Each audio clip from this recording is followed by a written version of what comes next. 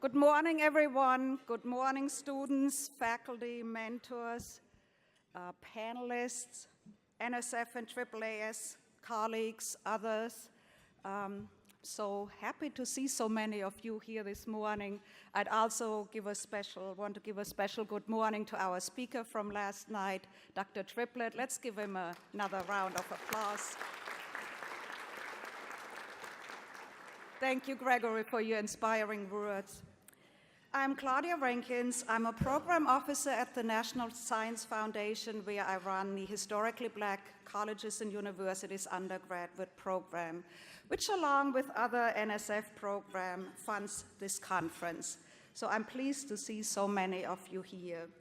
Allow me to share a few thoughts with you before you hear from our panelists. I want to read an African proverb to you, and I want you to reflect a little bit on the meaning of it. It says, "Until the lions tell their story, the history of the hunt will always glorify the hunter."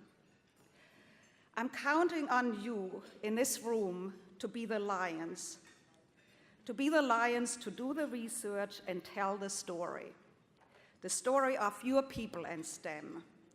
Not the story of the hunter and STEM as we currently know it. I'm always heartened to speak to your generation, representatives of your generation. When I talk to you, I hear that while you want to do science, you don't want to do science just for science sake, but for the sake of your communities and your families. You care about social justice, and you care about a better world for all.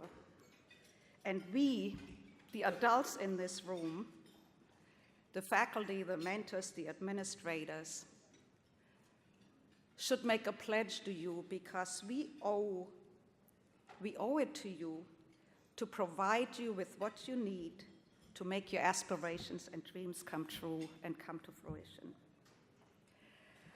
So before I introduce the moderator who will introduce the panel, I want to do two things. First of all, I'd like all students and faculty from the University of Virgin Islands and from the University of Puerto Rico campuses to please stand. Seeing where you are.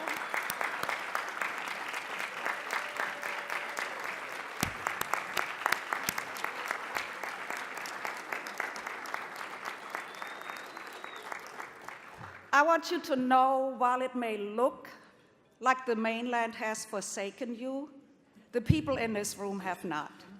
So our moderator for this panel is Dr. Juan Ramirez Lugo from the University of Puerto Rico, Rio Piedras, where he's an assistant professor in the Department of Biology. He has a background in molecular biology and biochemistry, and for some reason loves fruits. Maybe he'll explain that. He has also been, for the past 2 years, the president of the Caribbean Division of the American Association for the Advancement of Science, the organization that is organizing this wonderful conference. So without further ado, I'll turn it over to the panel. Thank you.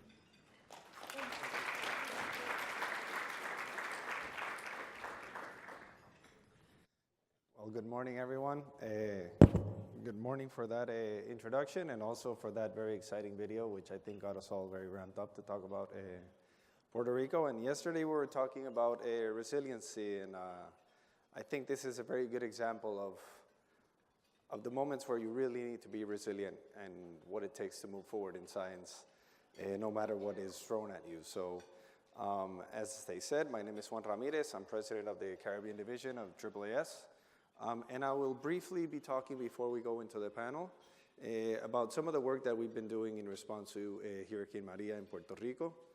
And then I will introduce Giovanna Guerrero from Ciencia Puerto Rico, and also Camille McKay, who's a provost and vice president of academic affairs at the University of the Virgin Islands. So we'll be getting different perspectives of how we're all managing this, both from within Puerto Rico, from the diaspora, and also within the Virgin Islands. So let me see if this works. Here we go. We'll be talking about the state of STEM research in the hurricane areas, and as you can see in that image, the passage of Hurricane Maria was a very hard hit for Puerto Rico and for all the area in the Virgin Islands. Here are some images just so you have an idea kind of the scale of this storm and how it completely covered our precious islands in the Caribbean. And these areas, you can see in these images the devastation not only within rural areas, as you saw in the previous image, but here you can see also in the urban areas, in the urban core of San Juan, where you see a lot of the damage. And then in the bottom, in your bottom right panel, you will see that this is in my hometown of Mayagüez, where some of the houses were reclaimed by the ocean.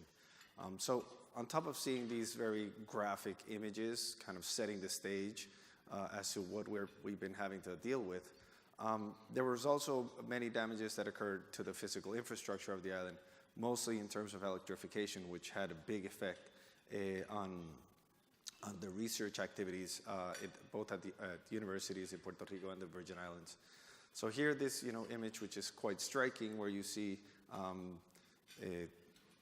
let's say 2 months before Maria, where our island is lit up at night, as it is every night, lit up with excitement and a lot of reggaeton.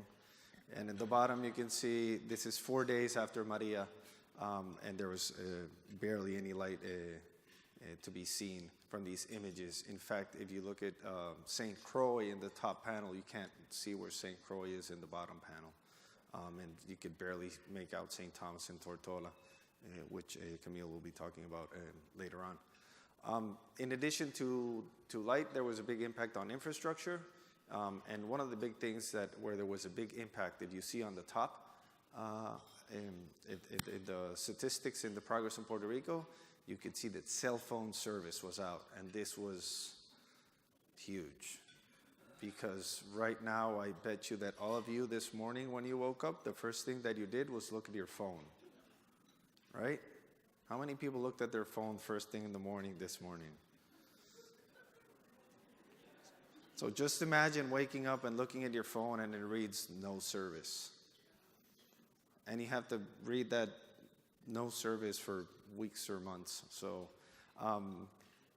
it was a big curveball thrown at us, this day and age, having to live under these conditions. So you can see the rundown, different elements of the infrastructure that were affected by the storm. And then in the right panel, you'll see how these are the conditions more recently. You can see that water, almost all the customers of the Water Authority already luckily have power. There's 83.6% of power generation, which is not the same as 83.6% of people having power at their homes. Because as you can see in the images, many of the poles are still down. So even though they're generating the power, they can't get the power to the people's houses. But there's a good amount of us that already have power, and we can continue with some sense of normalcy. And yes, we have our cell phones back. So we can, check Facebook and stuff like that. The important things. These are the hurricane damage estimates, just so you can have an idea. I'll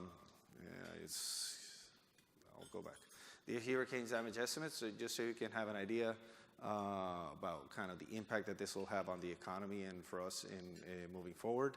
And for Puerto Rico, as you can see, this comprises approximately 34.1% of our GDP will be the amount of damage that was produced by this hurricane. So it's going to take a long time for us to get back on our feet, but that doesn't mean that we won't.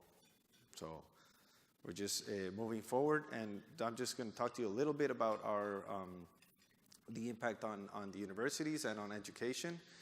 These images, I took these images about less than a week after the hurricane, where I walked to the university just to see if my lab was still there, and it was. On the top, you see this is kind of the center of campus, and here you can see that all the trees were denuded, as you saw in the first image. And what was really striking about this is that we are tropical. We are used, from the Caribbean. We're used to seeing lush green, trees all around us in vibrant life. birds and amphibians and things around us that chirp and make lots of noise, like the coqui. And all of a sudden, you see this very stark image, no leaves, everything is gray, no sounds. So it was very eerie at first. These first few days were very weird, to say the least. And then the bottom panel here, you see this is the interior of the Natural Sciences building at Rio Piedras. These big trees that you see that are fallen, these were right in the middle. This was kind of a main congregation area for students, and it was destroyed, still kind of in shambles, but it's back to normal and classes are back. So actually, I have to hand in the grades today. I can't forget that. So our semester got moved because of the hurricane. We lost about 2 months of classes. So our semester is ending now, our fall semester. And this is in Rio Piedras. Other campuses like Mayagüez, their semester already ended and they are starting their spring semester now. We start our spring semester in March, and it'll roll into the summer. So it's good. Been an interesting time. Things thrown out of whack. Academia seems to be very square. You're used to starting your classes, in September or August or September, finishing in December. Everything is like very programmed. Everything is in lockstep. All our universities are kind of in lockstep. And all of a sudden, for us at least, things were thrown out of whack. These are more images from our campus. You could see at the top left, this is Facundo Bueso. This is a building that the facade was blown away somehow. At the bottom panel, this is the view from my window of my office. And there was the shutters, the yellow shutters. You could see the yellow shutter flew away, and it's somewhere in the middle of the patio. And in the middle, you see this is our iconic tower of the university with all the trees fallen in front of it. And all this is very somber, and you guys feel like, oh my God, I woke up to see these devastating images. But there is a message of hope behind all of this. And as you can see, and I try to represent with this image, we keep the fire going somehow. We continue working, we continue having the fuel to move forward and do our research and do our work and continue educating thousands of students who move on to become like very successful professionals and also feed the STEM workforce here in the U.S. So yeah, we find a way to make coffee. On this positive note, as the Caribbean Division of the AAAS, we started a Hurricane Relief Grants Program. And this grants program is focused on giving small grants, need-based and for emergency relief. So these are within 3 tracks. The slide kind of did something funky. But in any case, we have 3 main tracks. These are restoration, thesis, and continuity grants. The restoration tracks are focused on providing funds for faculty and students for restocking materials, repairing damaged equipment, and rehabilitating teaching spaces or research spaces. And this has been one of the most important things that have been needed because many of these spaces were not usable right after the storm. Or you lost all your samples, which was my case. Or you lost your reagents. So these are kind of quick funds that you can get yourself started, buy reagents and move and start working.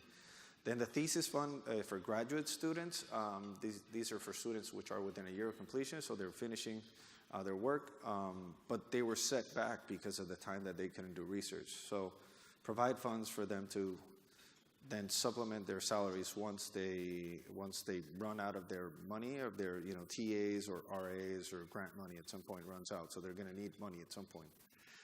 And graduate students became a very vulnerable population during these times. Many of them were staying in labs and things like this because the funds weren't flowing. So it was interesting for them to handle it. And most of them that I see, some of them here, managed to find a way to move forward. And finally, continuity grants. So we received lots of offers, very generous offers from our colleagues in the States to temporarily relocate to their lab so we could continue doing the work there. But somebody has to pay the plane ticket. So that's where we come in. We're trying to give them some support.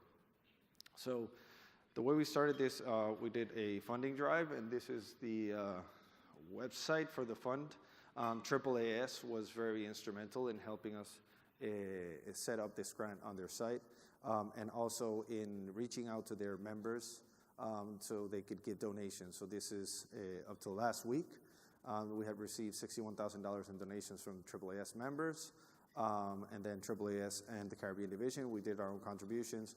But what was interesting about this, and as I was talking to Shirley earlier, is this is a moment where you see the value of being part of scientific societies, because they're helping you in the moment when you need it. And you have a community of people that are like-minded, have similar interests, are working towards the same goal. And when they see that there's a colleague in need, they run out and help. So we not only received donations through the members, but also through other organizations, particularly Society for Neuroscience stepped up and gave us a big donation. So did the American Chemical Society. And the one piece that I'm not telling you about here is the Puerto Rico Science, Technology, and Research Trust, which was also very helpful, not only in their donation, but they also have the infrastructure to set up the grants program. They're the ones who manage the website where you go in and apply for funds, and they do all the administrative stuff that I know very little about. So in total, we raised $182,000, and these have been distributed, and this got really tangled. But in any case, you can see that we received 130 full applications. There are about 204 total applications because some are not full. But out of these, we've already allocated funds for 52 applications. So these are 52 researchers or students who are receiving funds so they can continue moving forward. And as you can see from the graph, most of them are focused on the restoration because it's what's most needed at the moment. So these are my brief remarks to introduce you. I hope they weren't too dour. But hey, here he is. He is our third panelist. So I'll get to that. So I'll be introducing the panelists for today because it's not only my story. There's many stories that are involved with the hurricanes, just like most of you here probably have your own story. But I'll then go ahead to introduce the first speaker. Right? So first of all, thank you AAAS for all your support, and thank all the donors. Thank you to all the donors and for your support. And again, I'm very grateful and appreciative of the whole scientific societies, and more than anything, the scientific community. It's the one moment where you feel like there is a community, and when you're within science, there's a lot of people who are supporting you and that are behind you. So it really reinforced the sense that science is a community. So I'm really grateful for that, and I thank you. So our first speaker of our panel is Joanna Guerrero. Giovanna is the Executive Director of Ciencia Puerto Rico, which she will be talking more about. She's also the Director of Yale Ciencia Initiative, which is a series of high-impact career development efforts to recruit and retain graduate students from historically underrepresented backgrounds in science. She has a background in molecular biology and cell biology, and a PhD from the University of California in Berkeley, where she studied neuronal connectivity and the development of sensors for synaptic activity. So she's a neuroscientist. And since receiving her degree, she has gathered experience working in government, nonprofits, and academic settings, including working as a health and policy analyst at the NIH, and also leading science policy initiatives for the Van Andel Institute. She has been a devoted contributor to many of the efforts, not only that I've been involved with, but for the last decade, she's been involved in many efforts to improve the scientific enterprise in Puerto Rico, and she's an amazing editor. Every time I write something, I send it to her, she sends something back, it's like, I didn't write that. So I'm happy to introduce Giovanna.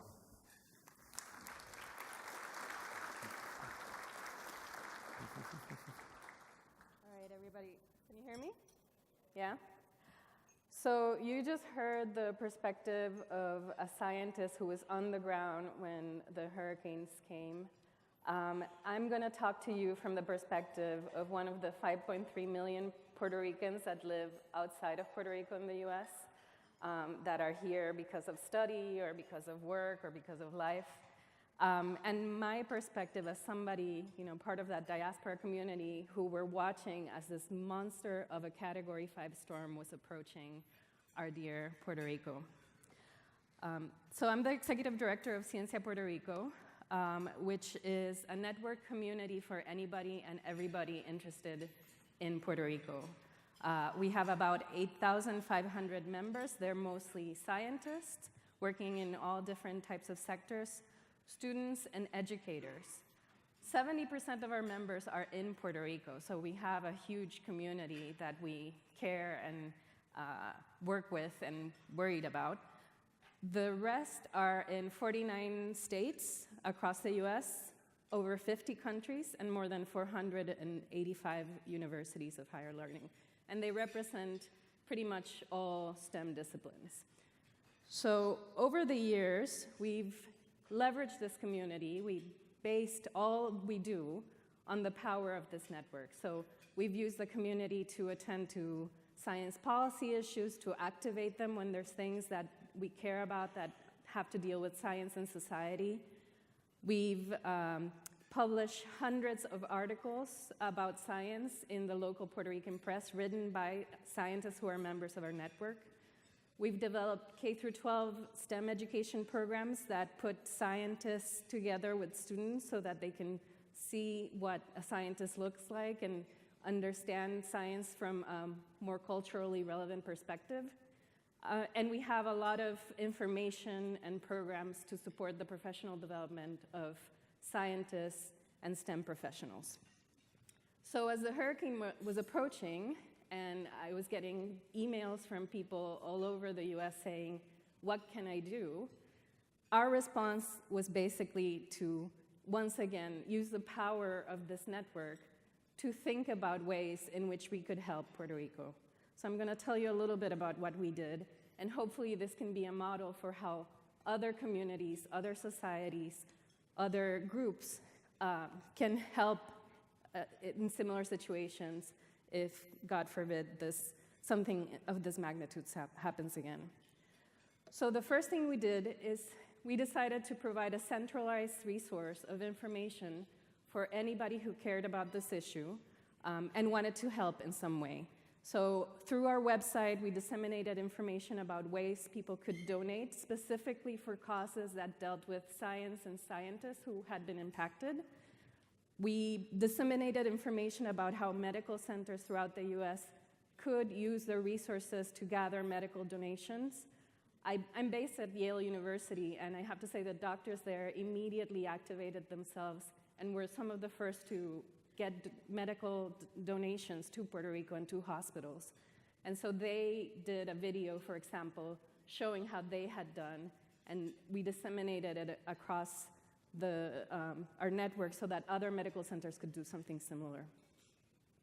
We disseminated also information about grants, policies, how they had changed, and how investigators in Puerto Rico and elsewhere could leverage those policies and those funding programs to help reactivate the research infrastructure.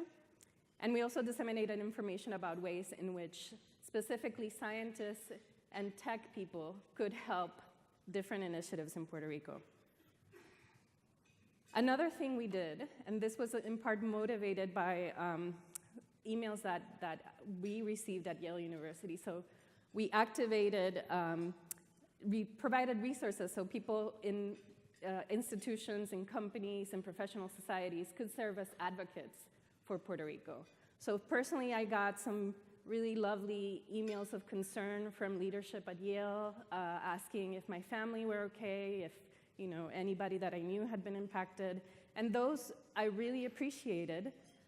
But 2 weeks into the disaster, I had not seen an official response from the university. And while thoughts and prayers are really wonderful and comforting, we really wanted to see more action. So we drafted a letter and sent it out to our members that they could use to ask from their positions of privilege at these institutions for support from the institution. And I know that several universities across the US used it. There were wonderful efforts from faculty at UC Davis, at NYU, at the CUNY and SUNY systems, and particularly by graduate students all across the US. I have to say that once again, the student community, you guys, showed up and made a big difference. And it's something that, I have to say, watching all the student protests across the last year, I'm so proud of the next generation because you have been involved not only with this, yes, give yourself a round of applause, with the Me Too movement, with the Black Lives Matter, with immigration, and now with gun reform, you guys are showing up and are showing us the way it's supposed to be done.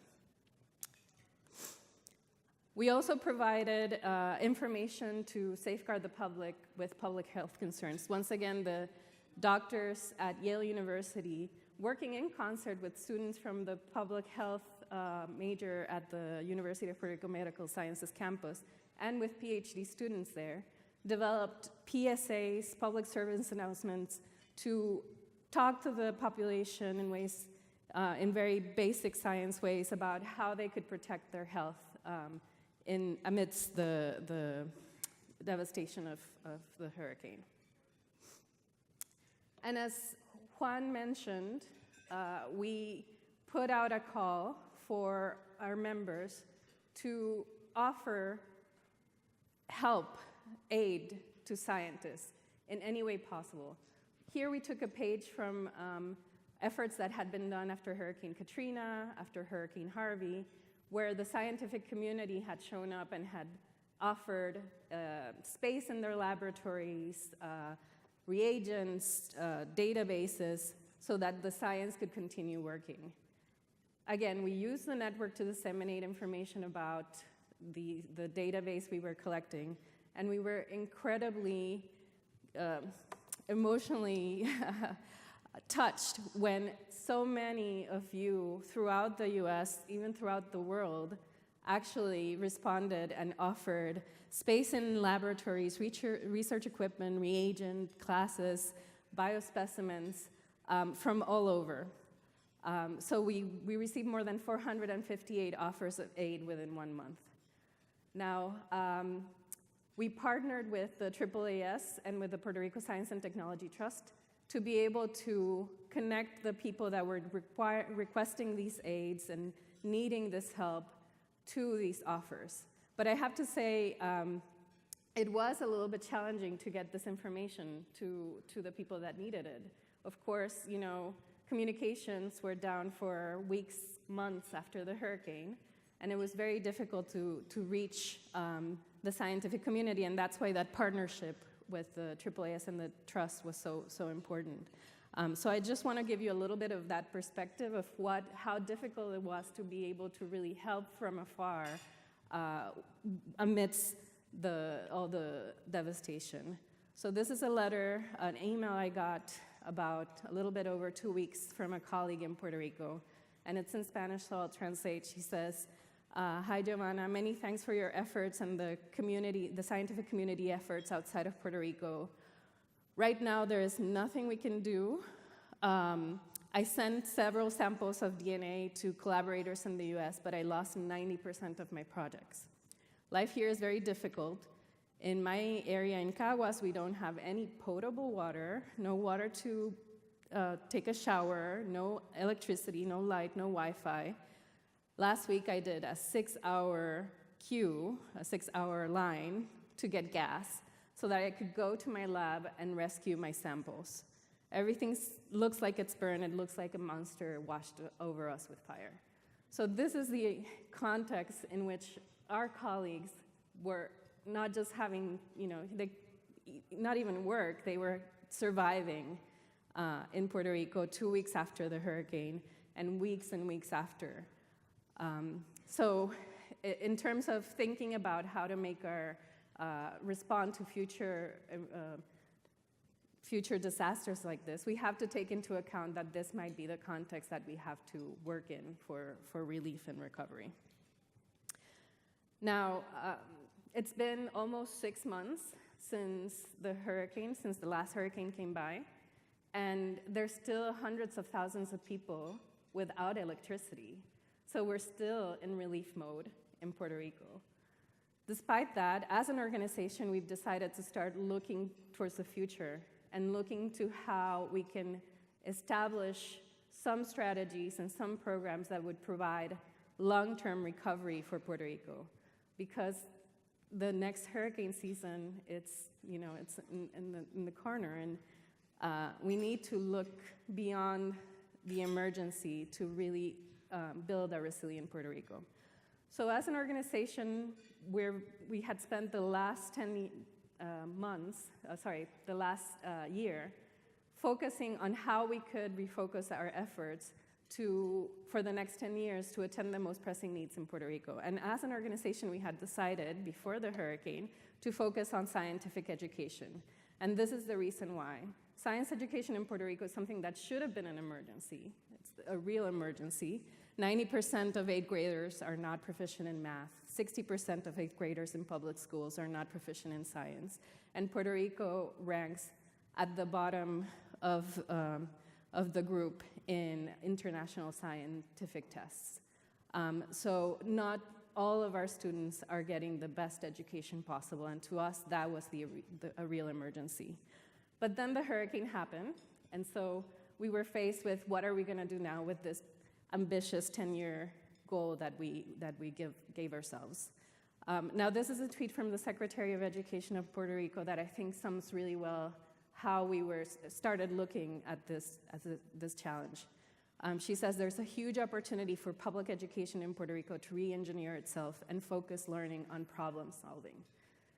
Now, before the hurricane, our strategy for attending this issue had been to bring together the scientists with the students so that they could make science education more culturally relevant and more reflective of the way science is done in real life. We had to be creative to refocus our mission, and I want to show you this paper that I just recently found from the National Bureau of Economic Research and scientists at Syracuse University, who have found that after major natural disasters, you see an increase in the innovation of certain countries or regions. People are constantly learning from the disaster experience, and there's an increase in the number of patents that happen. So, you have to be, the title is Necessity as a Mother of Invention. These disasters force us to be creative and to think creatively about the challenges that affect us, and that's kind of what we did. We worked with the Department of Education to create disaster-related project-based science lessons on topics like renewable energy, environmental sustainability, potable and safe drinking water, and terrestrial ecosystems. So we developed these project-based lessons and are now working to disseminate them and to train teachers across Puerto Rico on how to implement them. We also submitted a grant to the NSF to be able to not just test the effect of these lessons, but also look at the feasibility of using these type of lessons in disaster-impacted settings. Schools in Puerto Rico closed for almost a month and a half, and through that time, you had students out of school, students who were not learning, students who were, going through psychologically challenging times and environments. If we could find a way to provide continuity of learning, and not just continuity of learning, but an exciting way of looking constructively at the challenges that your community is facing, we think that this could provide a great relief to students who are in similar situations. We're hoping that this summer we'll start being able to bring scientists with teachers together to co-create lessons that we had originally planned, but with a new prism of sustainability, resiliency, and thinking about how to make the schools, which in many of our communities are the center of that community, more resilient. And finally, we're also working with the AAAS Caribbean Division to think about how to activate a science policy action network so that we can be more involved in the issues like climate change, like energy, that we're now, having to deal with. So just briefly, I'm finishing up some recommendations from what we found going through this experience and talking to our colleagues in Puerto Rico, we definitely need to establish systems for disaster resiliency in academic institutions. Now, the National Academies of Science published about 2 years ago a report after Hurricane Sandy hit New York with recommendations specifically for academic institutions and for how to make them more resilient. These are things like establishing a chief scientific officer, working with government, and establishing systems so that you can really analyze and make a plan for how to make your institutions more resilient. The one issue is that this obviously requires cash and funding, and Puerto Rico is currently going through an economic crisis. So I'm hoping that we can look at these recommendations with the agencies, with the federal government, and with the support of companies to look for creative ways of implementing the recommendations in our institutions, because it's absolutely necessary, as you saw from Juan's presentation. Another strategy is to pre-establish agreements between universities so that when disasters like this happen, you have a plan for how students can go temporarily to other universities and then come back, how research can continue at other institutions and then come back, and how other institutions can immediately respond and send the help that's needed without having to wait for a month and to be able to get communication about what's actually, what could be useful. And this is incredibly important. If you saw Juan's presentation, there were only 9 requests for continuity grants. These were the grants for people to go outside of Puerto Rico. A lot of scientists in Puerto Rico don't want to leave. That's their home. That's where they've built their careers. That's where they have their lives. And to be honest, you know, the university needs these scientists. Puerto Rico needs these scientists. So we want to think of ways to collaborate with Puerto Rican institutions, with institutions in the Caribbean, so when the disasters happen, we don't have an out-migration that will, in the long term, harm the institutions and the country. We need to start transitioning from thinking from emergency response and relief to long-term recovery. Yes, there's still hundreds and thousands of people that need relief, and that is incredibly important. But we also need to start thinking long-term. Some ideas are for reciprocal scientific exchanges or visits to the Caribbean islands to help build research capacity. I know there are several professional societies who have chosen to have their meetings in the next few years in Puerto Rico. I think that's wonderful. We definitely need more of that. We needed more of that before, and I think it'll have a great impact for our institutions there. And you know, that paper shows that these challenges can really be great motivators for innovation. And as I've talked about, we have this huge network of connected people, people that are maybe geographically dispersed but emotionally connected to each other, that we could leverage to increase the innovation in reconstruction, in preparedness, in resiliency. So I'm hoping that in the next few years we'll be leveraging that community, that network better to really think more creatively about these challenges and how to build a more resilient Puerto Rico. And my last point, it's not scientific, but scientists, we're citizens too. We can be politically active. And a lot of these challenges, while yes, they have to do with our scientific infrastructure, our scientific systems, they really go beyond that, you know? So I've personally become more politically active, and I've seen a lot of the diaspora become more politically active. And I think we need to really come together and advocate and look for ways of stimulating action for our countries and for the region, because the inactivity until now is unconscionable. So I think that's my remarks. I just want to leave you with some, I know we have a lot of students and faculty here from Puerto Rico, so for some words of hope. And for those of you who don't understand, I'm going to translate briefly. It's a recent song by Calle 13's singer, Residente, and he says, "Children of the sugarcane, I'm going to paraphrase, never let your head hang low. Our race is always brave, even when the hurricane blows. So I'll leave you with those words, and I thank you very much for your time, and to the AAAS for all their support. Thank you.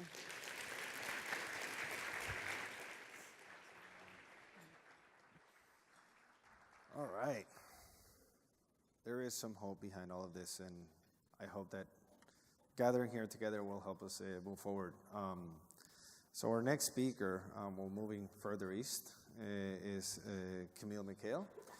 She is the provost of the University of the Virgin Islands, and she's also a professor in mathematics. She has served as principal investigator and project director on numerous projects focused on improving education in math and science for students at the University of the Virgin Islands, and also not only for undergraduate students at the university, but also K-12 students within the Virgin Islands. She's a native of Jamaica. She received her PhD in mathematics at Lehigh University in Pennsylvania. She's also served as program officer for the Historically Black Colleges and Universities undergraduate program at the Directorate of Education and Human Resources at the National Science Foundation. She's on the board of directors of the Mathematical Association of America, where she chairs a committee for minority participation in mathematics. So she's been a champion for increasing minority participation in science for many years. As I mentioned, that in addition to her activities in the highest of academic settings, she still remains active in a variety of outreach activities aimed at increasing interest in science and mathematics for students from 3rd grade all the way to 12th grade and into college. So thank you, Camille, for being here. The stage is all yours. Let me say something very quick. Sorry, something very quick. This off? Something very quick. Sorry to interrupt, Camille. Okay. We'll be taking questions at the end. All right, so if you have any questions or you want to start thinking about questions that you want to ask any of our panelists, we'll be doing it at the end. So thank you. Sorry. That's okay. Good morning, everyone. Thanks for getting up early this morning. I was asked to just bring a few words from our perspective in the Virgin Islands about the state of STEM at the University of the Virgin Islands. So that's going to be the focus of my remarks this morning. In the Virgin Islands, we call it Maria, because we didn't get hit by one, but 2 Category 5 hurricanes in the span of a month. And you'll see some pictures here that are similar to what Juan showed, because I think it's really important for you to understand the context, even as we focus on STEM. And I'm sure you will be, like I am, in awe of the resilience and creativity of UVI faculty and researchers, and most of all, of our students. So first, just in case, where is the Virgin Islands? Yes, I know, not getting political or anything, but we in the Virgin Islands feel forgotten because we got hit by 2, and we feel like you're not hearing. So I'm going to tell you where we are. So you still might not see us, but we are right next to Puerto Rico. We are 4 islands, really, 3 major islands, St. Thomas, St. John, and St. Croix. We're about 1,100 miles from Miami. And Water Island, which is a small island with about 200 people in the harbor of St. Thomas. And the University of the Virgin Islands, we have campuses on St. Thomas, beautiful. You should come on down. Yes, we have a little golf course and a beach. That beach is on our campus. A lot of our research actually happens in those waters of Brewers Bay. And beautiful St. Croix campus. The islands also reflect the beauty of the campuses. So this is what we wake up to every day. Well, that was before September 5th, when Irma happened. And then September 22nd, when Maria happened. Irma was strong enough to register on seismometers. It was the most powerful storm ever seen in the Atlantic, and it ripped through the Virgin Islands on September 6th. And St. Thomas and St. John and our neighbors in the British Virgin Islands bore the brunt of the storm. And then on September 20th, Maria passed through the Virgin Islands with St. Croix bearing the brunt, and things were not the same. On September 7th, St. Thomas looked like it had been burnt. And if you look at these images, you see where what was once all the way green is all the way brown. No, it wasn't the filter, that was what you could see, I guess, from space and from our homes.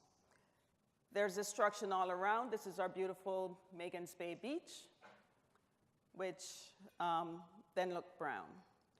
We were amazed at some of the buildings that were damaged, some of the trees that came down, our infrastructure was damaged. This huge church, for anyone that's been to St. Thomas, I mean, to drive by and see the entire front gone was a bit overwhelming for many of us. And it still looks almost like that today. So we have reminders every day. Waters ran through the streets, mud coming through the streets. We were amazed at, as I said, the poles, about 90% of the electricity infrastructure was damaged. Just a few more. Because we still see this as we come through every day. Homes were damaged. And the university was no different. Our McLean Marine Science Center, home to our amazing marine biology programs, both graduate and undergraduate. This was before the storm hit, and that's a roof that's lying in the parking lot. People returned to their offices that look like this. Our School of Nursing, roof damaged, classrooms, offices, labs. St. Croix, beautiful stately palms line the driveway. Our Research and Technology Park, which is home to our Science and Mathematics College on the St. Croix campus, the next day looked like this.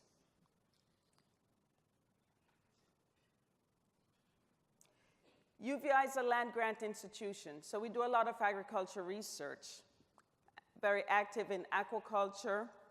They lost many animals, all their fish died, sheep died. So this was much larger than the university. And the impact, 100% of the Virgin Islands residents felt the impact of these storms. We all lost power. We all lost connectivity. Many had damaged homes. Many knew they had damaged homes the day after. Many found out they had damaged homes a month after, 2 months after, 3 months after. So how does one respond? So of course, my focus is going to be on the university's response. And first, there were students living on campus. There were students who did not get off the island. Some were placed on Mercy flights, but we wanted to take care of the students on campus. And so we ran on generator power 24/7.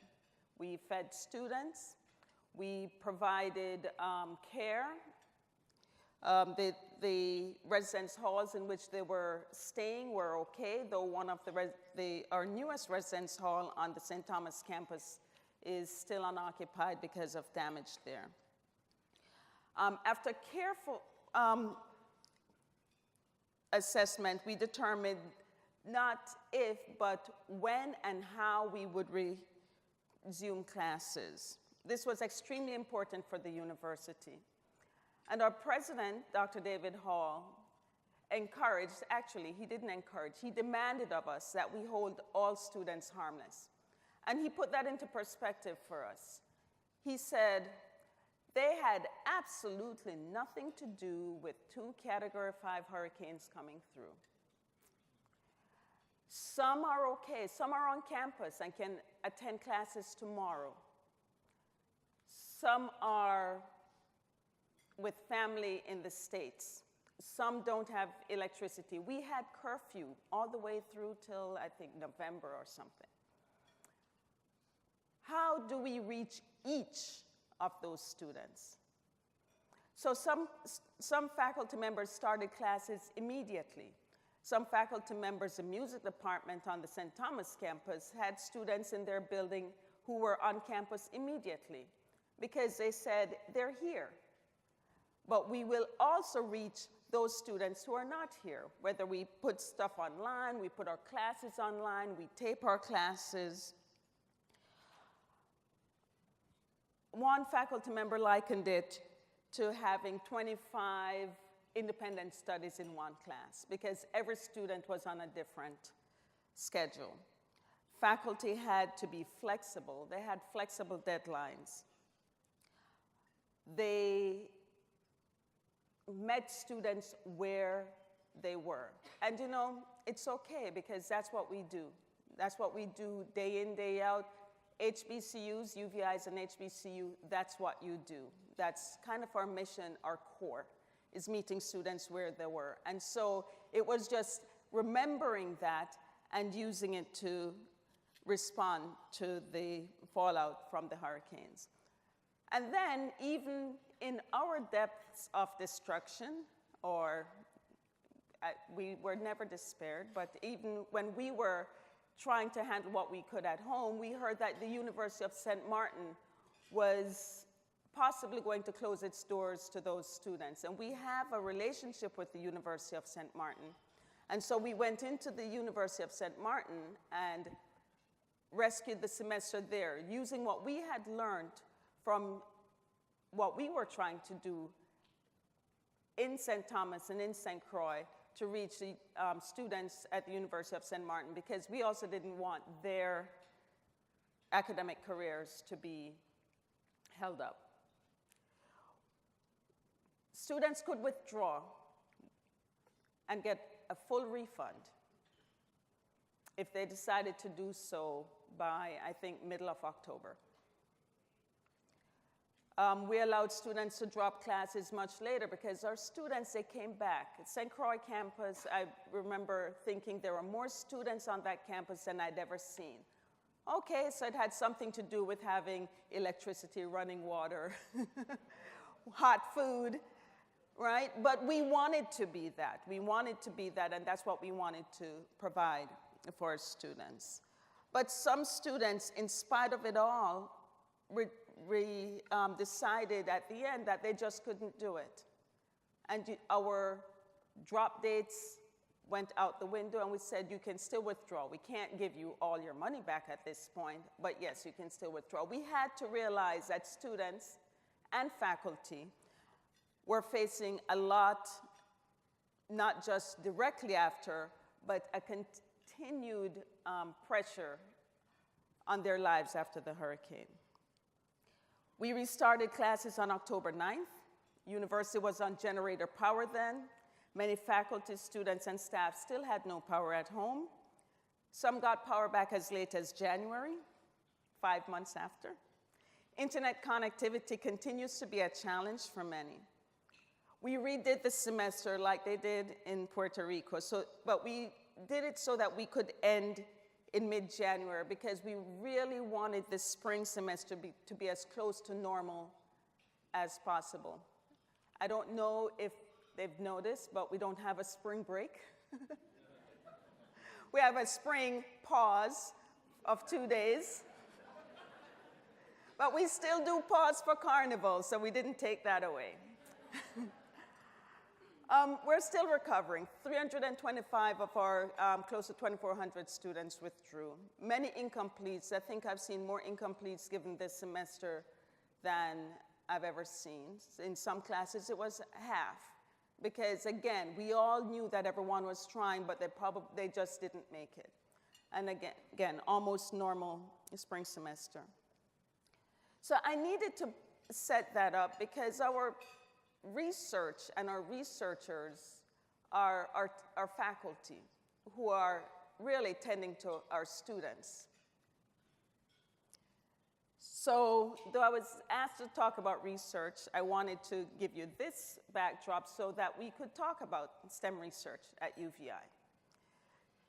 I gathered information from faculty on the following, on things like how much equipment did you lose, or did you lose equipment? How did the storm impact your research? How did it impact your collaborations?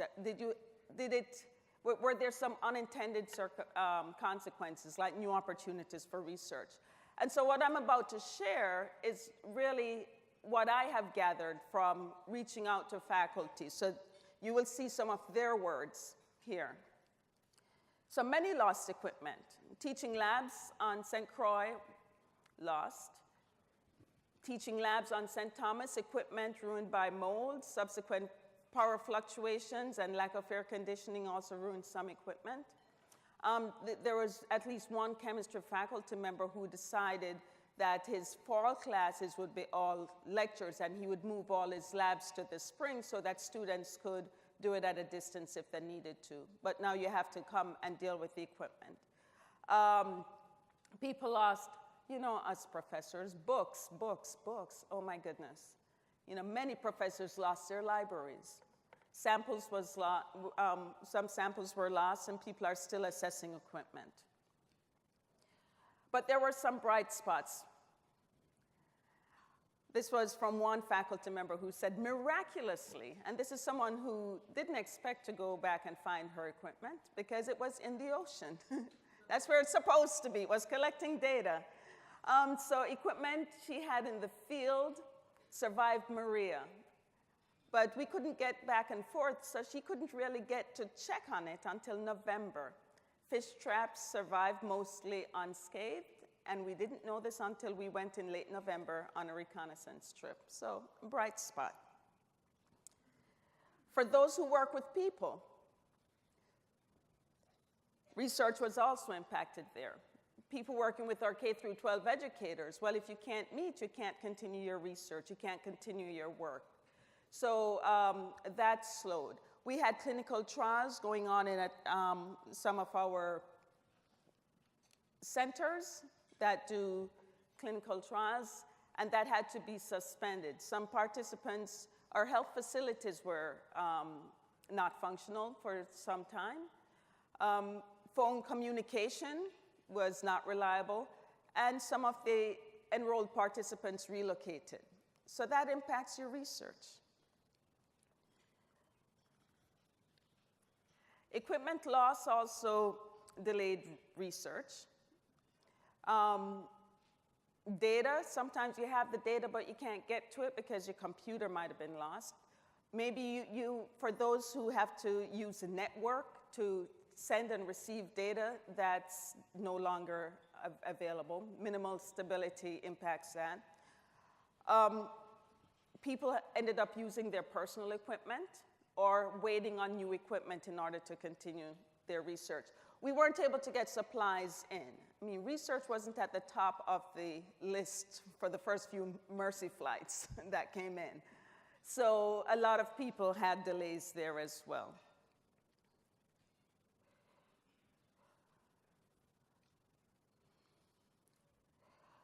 But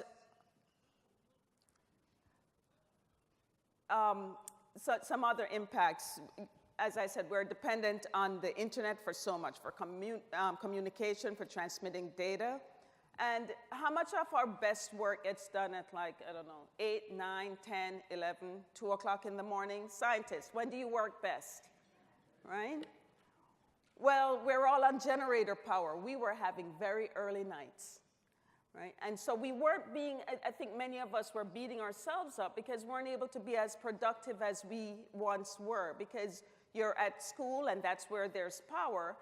You go home early because there's a curfew, and then you get home and you have no electricity. So you weren't able to be as productive. We relied heavily on our collaborators, those of us that had collaborators, to get our grants in, to get our papers in. We missed deadlines, we missed meetings. But there were some more bright spots. So I'm done with what we missed and what we could have done and what we should have done. Let's move forward and talk about what we are doing. because the glass is half full. It's more than half full. Many of our collaborators, like they saw with Ciencia, reached out to offer assistance, including hosting students on their campus, in their labs, hosting faculty. But of course, we're not just walking research, we're people, we have families. You can't just get up and go because of your research. Some may be able to, but most wanted to stay at home, and they did. But for some students who did not have homes to go home to, it was easier for them to go someplace else for the semester. And we had new research starting. This is just a partial list of some of the new research that came out of the hurricanes. We have new research in energy sustainability, in resiliency. We had a RAPID grant, NSF RAPID. That's one of those grants that NSF does because they say something happened right now. And even though usually it takes 6 months for you to get a grant, if you wait 6 months, you're going to miss the opportunity. And if you're looking at what happens right after a disaster, you can't wait 6 months. And we got one of those grants to determine the impact of the hurricanes and on our coral reefs. We have marine science students changing their thesis, so topics are emerging. We have new collaborations on mangroves. We do a lot of marine science research, as you can tell, looking at the health impacts of hurricane, fish population. I think we have intimate partner violence research that now we're looking at whether or not that was impacted by the hurricanes, and other grant proposals that were submitted.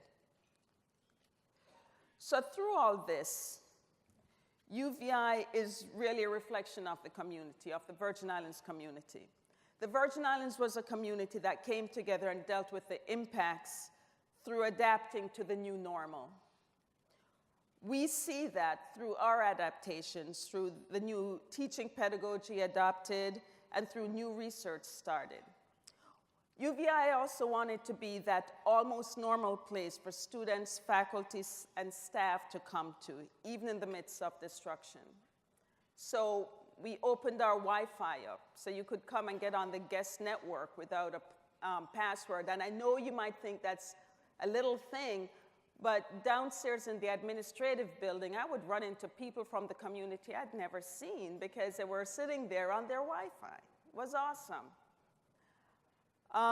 Classes, UVI for all faculty and staff had free lunch for 2 weeks.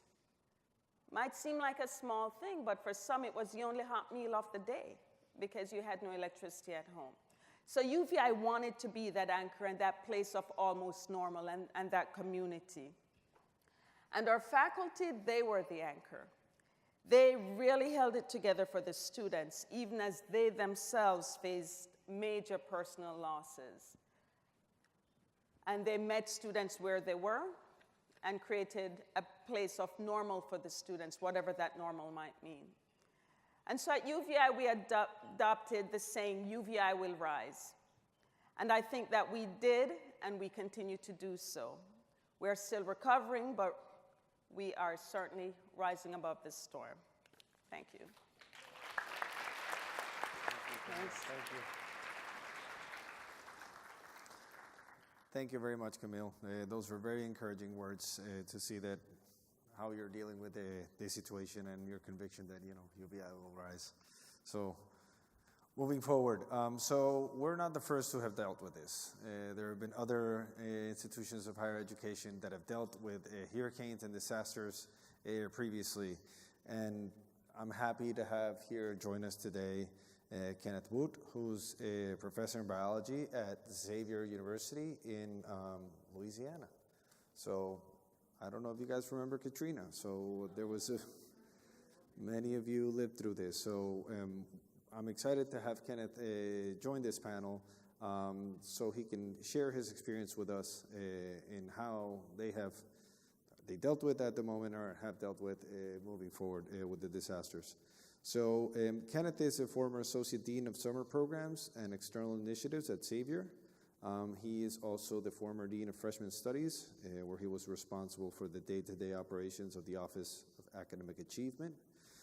So also another champion of improving diversity and participation of underrepresented minorities in research and science. He has initiated multiple programs at Xavier to increase participation, including various NSF-funded training programs.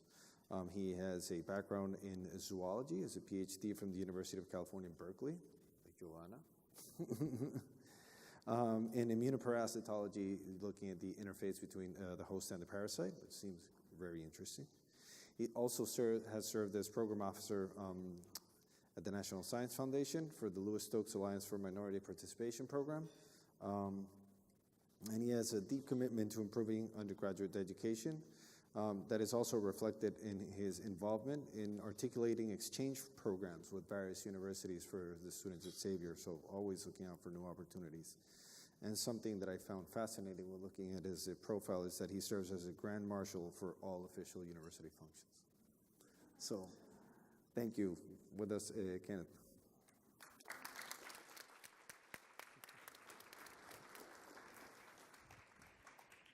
you.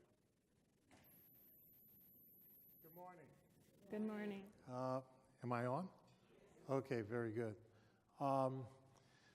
What I'd like to talk to you about today is some reflections that I've had with regards to an HBCU surviving Hurricane Katrina, which some people may label as a natural disaster, but what many of us in New Orleans will call a man-made disaster. An episode that would not have occurred if our levees had been properly maintained. And so listening to my colleagues and their reflections on what they went through with their hurricanes and being a hurricane refugee, as some people like to call us. I'm an evacuee, not a refugee. I can't help but get a little teary-eyed when I reflect back on Hurricane Katrina and reflect on what my colleagues and some of you had to go through with regards to hurricanes and rebuilding after hurricanes. Is this what I press?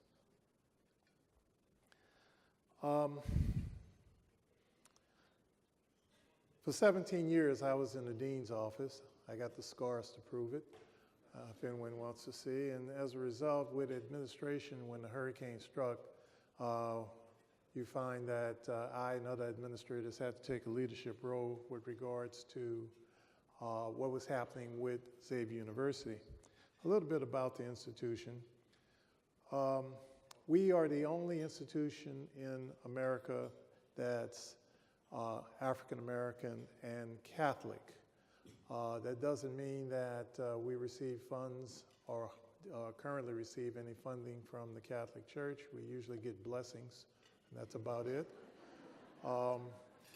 And as an HBCU, we often run into obstacles with regards to having funding or being able to have the resources that we need in order for us to not only continue but to thrive. We're located in New Orleans, which many people wonder why would someone establish a city that's averages 6 feet below sea level, located near the Gulf of Mexico, with the Mississippi River running next to it. Sounds like a recipe for a disaster. However, if you were at the Mardi Gras a couple of weeks ago, you'd probably say best place around, okay? So we have our pluses, we have our minuses. Xavier was started by St. Catherine Drexel and the Sisters of the Blessed Sacrament. And the idea was to be able to provide an opportunity for students who ordinarily, and some people may say even today, were not provided such opportunities to obtain a college degree. Combining an academic education with a learning environment dedicated to service, dedicated to not only just becoming contributors to society, but to educate students to become leaders in society. And this is our mission.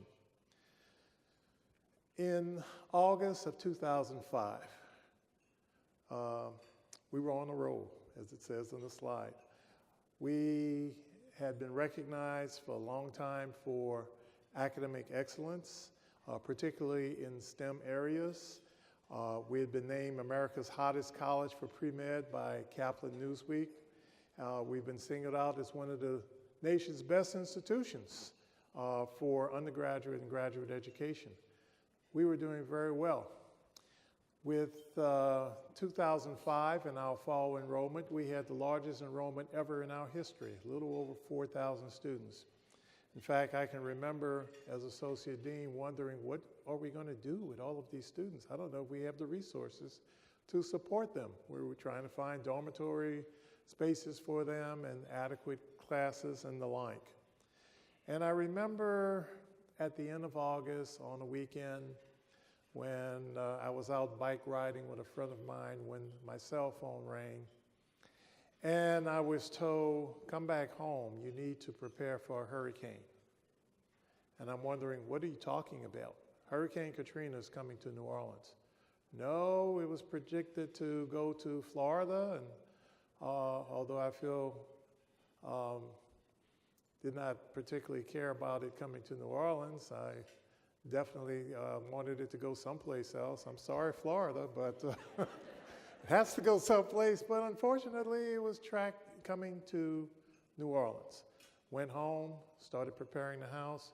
Not unusual for us in New Orleans to prepare for hurricanes. Usually means like a 3-day vacation for us. You know, you pack up, you evacuate, you get a little wind, not much water, you come back, and you're ready to be back in business again. With Katrina, it was a little bit different. Hurricane Katrina came on August 29th. It devastated 85% of New Orleans. It devastated all buildings on campus. Every building on campus was inundated by flooding.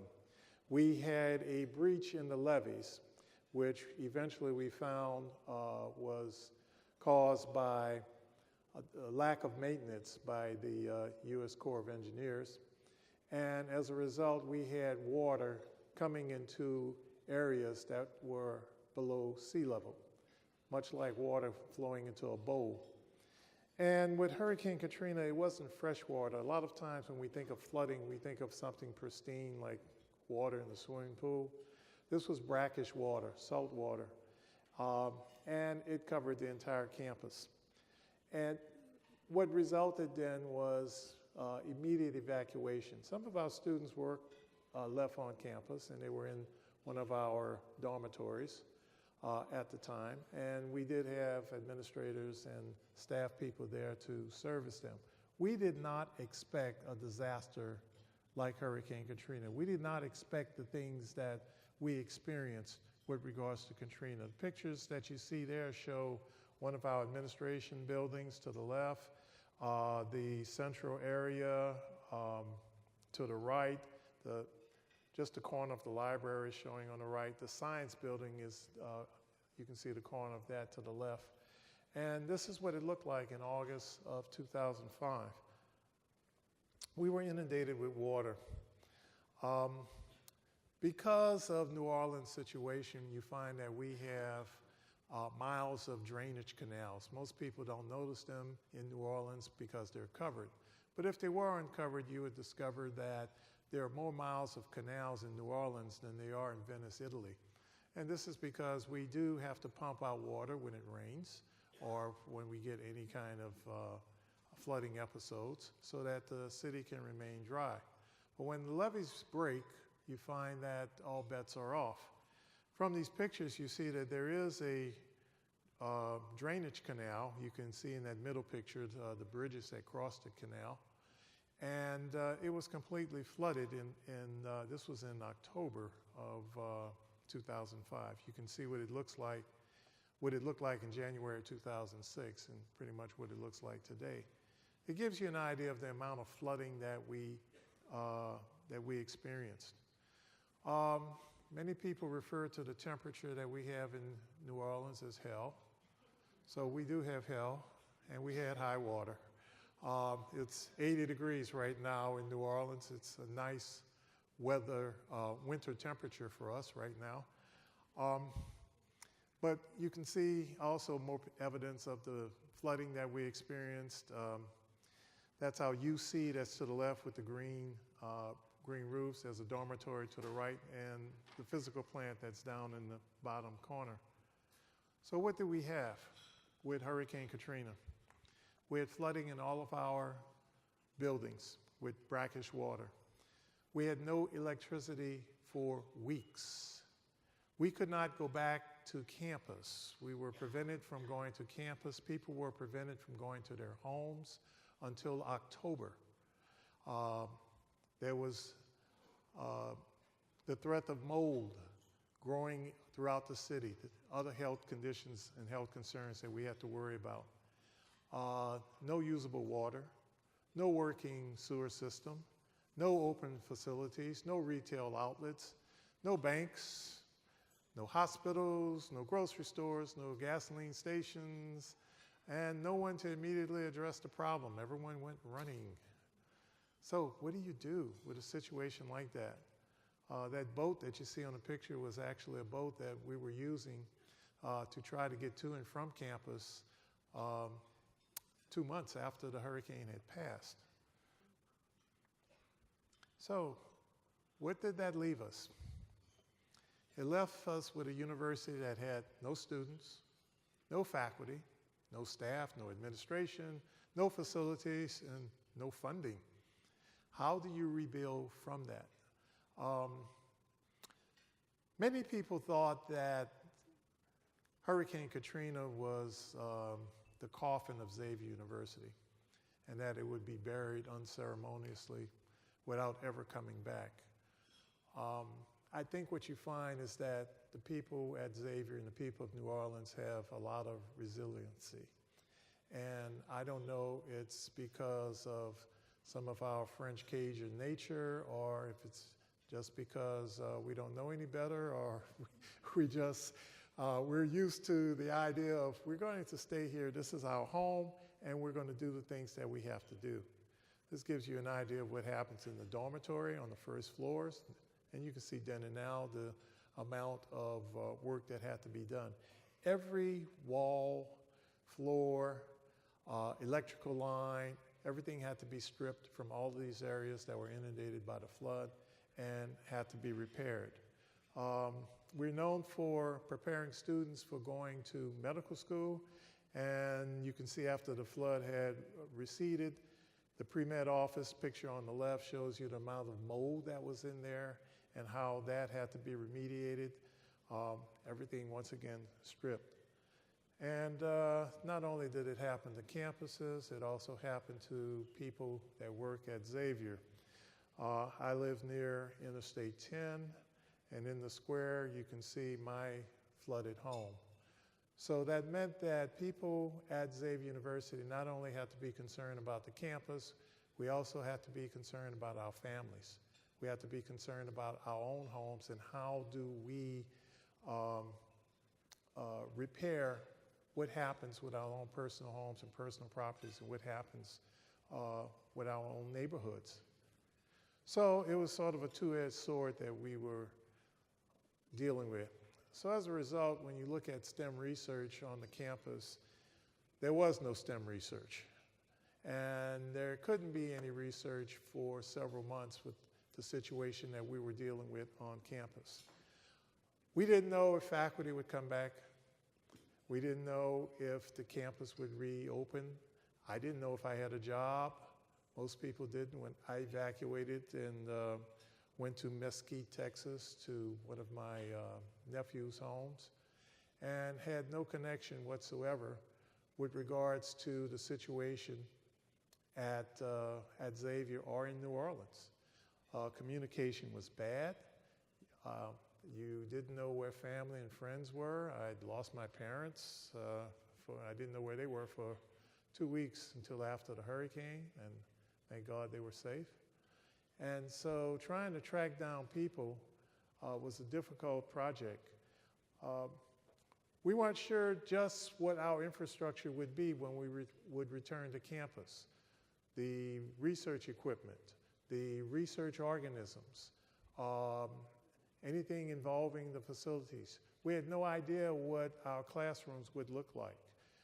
And there were a lot of rumors, a lot of things being said, many of which were untrue. But when you hear rumors, it starts panic, and when you start panic, you begin to have a lot of worry and a lot of concern. And we weren't sure if funding was accessible or available. Trying to get funding when you have your accounts in a bank in New Orleans that's flooded, how do you get your money? What do you do? It's a very humbling thing for me to talk about this. As I said, this hits me personally. It was a time when you evacuated, you had no home, you had no job, you had with little clothes you were able to pack. You depended on agencies to help you out, so my family and I were getting some of our clothing from Red Cross, Salvation Army. How do you eat? How do you survive? These are all the things that were going through my mind and going through everyone's mind that had to evacuate from Hurricane Katrina. And then the bottom line is, what happens to Xavier? What happens to this HBCU? How do we get it back? Can we get it back? We had a lot of extensive reconstruction, as the slides seem to indicate. We found that everything green on campus died because of the salt water. We had the mold issue. We had the flooding issue. And people don't think about flooding until you actually see it. You can imagine water being in elevator shafts, water being in auditoriums and assemblies. We basically had indoor swimming pools filled with this stagnant water, water that had been there for weeks. And so it was something that I don't think anybody had ever faced before, the extent of the flooding and the extent of the damage that Hurricane Katrina had caused to our homes, caused to our city, and caused to our campus. With regards to the city, government, and other sources, as I said, we were referred to as refugees, and that still leaves a bad taste in my mouth. There are no concrete plans or adequate resources to handle the thousands of hungry, homeless people. Some of you, if you were watching the news at the time, recall how people were placed in the Louisiana Superdome and how that was their home for several days. And there was a lack of food. There was a lack of electricity there. No working restrooms there, no way to take showers. We had cases in which the people that we thought that would protect us were actually the people that were causing certain problems. We've had police and we had National Guard that came in that tried to view New Orleans as more of a military zone instead of a survival zone. And as a result, we found that there were some brutality issues that occurred. The city had never experienced anything like this, and quite frankly, had no idea how to recover, how to begin to recover. Insurance companies, they said, well, we will have to come in and we have to review the situation and see just how much damage has occurred and try to analyze your problem in order for us to be able to provide some. In other words, they gave us nothing. We ended up suing the insurance company, trying to get funding for the institution. When we did reopen, we had no money from FEMA. We had a total of $2,000 from our insurance company. I didn't say 200, I didn't say 2 million, $2,000. And that was to reimburse us for removing flooded cars off of campus. we had to beg and borrow in many ways in order to rebuild the university. We had bridge loans. We had alumni that donated. We had support from many different areas, AAAS, NSF, certain institutions, certain universities did come to our aid. And we also had to rely on other institutions that were in New Orleans because this was a collaborative effort for all of us to come back. Katrina did not discriminate. It didn't just hit the HBCUs in New Orleans. It hit all of the campuses. And as a result, all of us had to come back and collaborate. So we found that when we did come back, we had shared classroom spaces on campuses. We still have today agreements with the institutions in New Orleans where students from Xavier can take courses at other institutions such as Tulane and Dillard University and the like. It was kind of interesting to me when we did get some of our teaching laboratories together that Dillard University, another HBCU in New Orleans, didn't have their science teaching labs up and running. And so they bust their students into our campus in order for them to conduct their science labs. That was a little interesting to me, considering that in basketball, Dillard University is our biggest rival. And I still can't forgive them for beating us in basketball last week.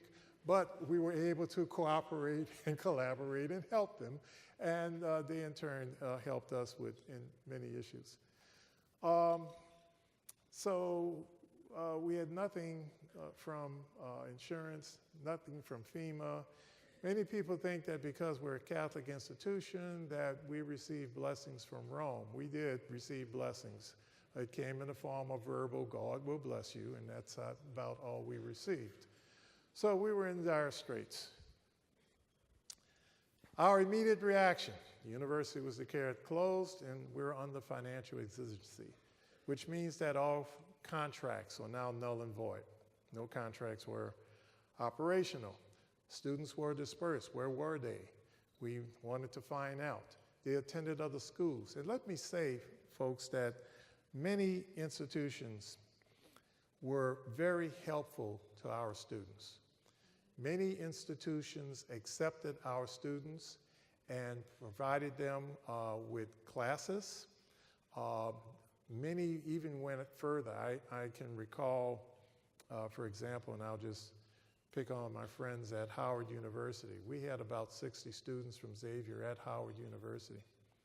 Howard University accepted these students. They listed them as transient students with the expectation that they would come back to Xavier. That's not true for many other places where they accepted our students as transfer students and made them transfer their financial aid to their institution because they realized they were good science students and they wanted to have good science students on their campus. And the students at Howard University came together through their Student Government Association. They provided the Xavier students with Visa cards. Many of them got there, didn't even have a coat. I mean, they just arrived from New Orleans, and to survive in Washington in the winter, you need a coat, you need places. And Howard provided them with classes and with dormitory space free of charge. You know, and it's things like that that many institutions did provide to us. I'm getting a little teary-eyed thinking about it, you know. One of the things I think about is my grandkids who like this cartoon movie, Moana. I don't know if y'all seen that. And with Moana, they have this big muscular guy called Maui, this demigod who provided all these things to Earthlings. And I think about all of the Maui institutions that provided all of the things to Xavier University. And one of the songs that comes from that cartoon is when Maui is saying, you know, you're telling me thank you, and all I can say is you're welcome. And so what I say to all of the agencies and all of the institutions that provided help to Xavier University, I say like Moana, thank you. And you say, thank you. A lot of confusion and despair reigned. People were accustomed to doing things like eating. When I finally got back into New Orleans, all we had was meals ready to eat. I don't know if you're familiar with that. They're not too bad after you get used to them, to tell you the truth. But you had to go every day to the Red Cross or to the National Guard and pick up your meals, because that was the only way you were going to eat. And you had to pick up your bottled water if you're going to try to repair your home and if you're going to try to get things back in order. So, and there was a lot of looting, I won't lie about that, but you know, is it really looting or is it just being, you know, efficient scavengers? I mean, people were breaking into stores and all. They weren't taking big screen TVs. You know, they were taking boxes of cereal and things that they could eat. And it was just a matter of survival. So there was a lot of things going on at that particular time. Fortunately for Xavier, we had the leadership of Dr. Norman Francis. And through Dr. Francis, who was the longest sitting university president in America, he just retired after over 40 years of service a couple of years ago. Dr. Francis began to focus on what we need to do and how we need to do it. He started contacting us, finding out where his administrative staff were located, and we were all over the place. But he was able to contact us and be able to provide us with this type of communication. Then we began to put our heads together to see how can we rebuild the campus. And that was difficult because the city had not decided how they would rebuild. What would happen to New Orleans? There were a lot of rumors that New Orleans would just be history. So he had a vision. Dr. Francis said, Xavier University will reopen in January of 2006. Now, I know that there are states with legalized cannabis. Louisiana is not one of them, but I really thought he was smoking something. How do you expect to get students to come back to campus, faculty to come back to campus? You got to realize many faculty had, okay, I'm getting my cut off. But many faculty had relocated to other places. Some of them had found other jobs. They got their families situated, children in schools. And now you have to go to them and say, hey, we're coming back.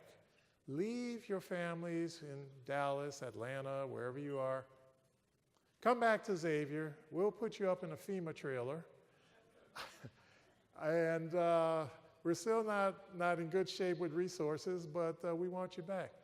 Most of our faculty decided to come back. Let me just hurry up my slides. We were dispersed. I was located in Baton Rouge, eventually in the dean's office, the vice president in Nashville. We were everywhere, but we remained in contact. We found that texting was really a good thing to do. And so we had initial efforts to start rebuilding.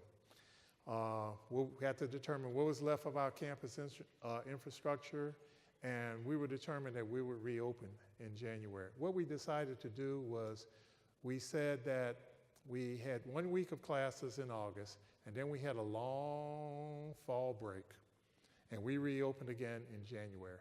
And that way, students were still able to keep their financial aid, still able to come back to us. And believe it or not, we were told that if we got 50% of our students to come back, consider ourselves lucky. We had over 75% of our students to return to Xavier, despite some of the parents who were saying you shouldn't go back. They decided to come back. But that's where most of us stayed. We stayed in our FEMA trailers and did what we had to do to get the university back together again. So let's see, I'm just going to run through this real quickly. So let's see. Total enrollment where we are now is about 3,044. Our largest department is the College of Arts and Sciences. Largest college, excuse me. Our largest department is the biology department. We're doing quite well. Incidentally, folks, we never ran in the red after Hurricane Katrina. In fact, to our credit, we never ran in the red, period, with our institution. And that was because of the funding that people have had. With regards to STEM research, we have increased in national prominence. From the slide you see among the 101 HBCUs, Xavier currently ranks 6th in funding from Health and Human Services and 1st on a per capita basis. And among all nations and universities, Xavier is among the top 30% in National Science Foundation funding and among the top 15% in HHS funding. As small as we are, we only rank 3rd in National Institutes of Health funding, behind only Tulane and LSU, which is these are big institutions compared to Xavier. So we had a lot of help from different people, and we have made a successful comeback. We have lessons learned with regards to STEM and what you should do and how you should do it. I heard my colleagues talk about collaborations, and if you are in hurricane-prone areas, you need to plan collaborations and agreements with other institutions, with other individuals, so that your research can continue. Many people did indeed lose their research projects as a result of Hurricane Katrina. And many found that because they had collaborations that it worked out well for them. I'm going to skip this. Quote from Dr. Francis, "What happened to New Orleans represents the greatest disaster this country has ever had." And we're still #1 in the nation in awarding bachelor's degrees to African American students in the biological and biomedical sciences, the physical science, and in physics. And we've been #1 for quite some time, including after Hurricane Katrina, in the number of African American graduates who go on to complete medical school. So we're quite proud of that.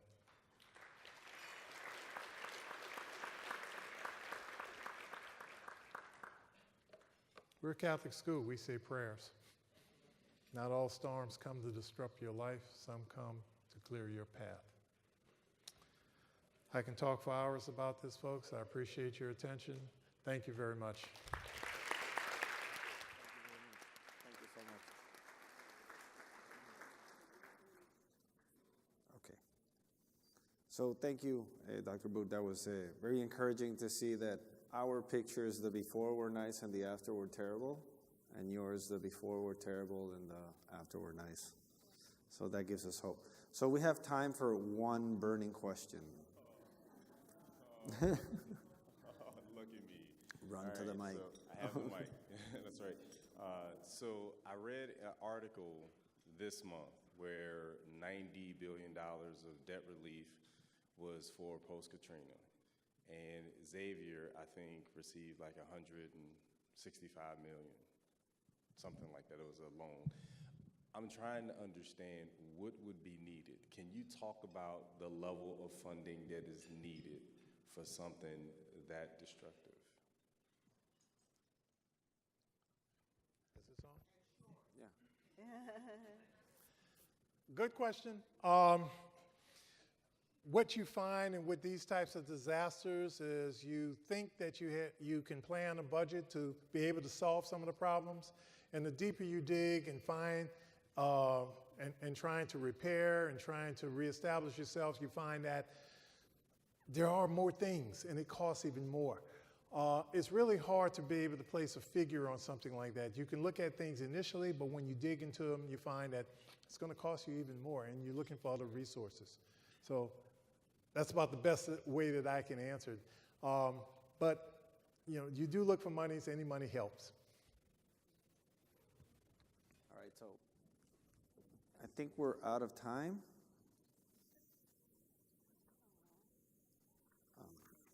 So we'll be around for the rest of the morning, at least, to talk to you, answer any questions.